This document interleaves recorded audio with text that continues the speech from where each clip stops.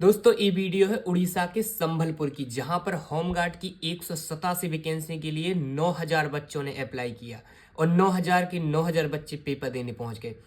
दोस्तों ये unemployment rate है अपने भारत की। यहाँ पर आपको पता चल रहा है कि तकरीबन 48 बच्चे एक सीट के लिए कॉम्पिटिट कर रहे हैं और परसेंटेज में बात करें तो 2% चांस है इनका मात्र सेलेक्ट होने का।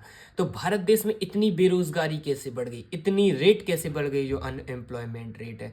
क्या भारत सरकार को और वैकेंसी नहीं बढ़ानी चाहिए थी? वैकेंसी तो उतनी है लेकिन बच्चे भी तो इतने हैं अनएम्प्लॉयमेंट।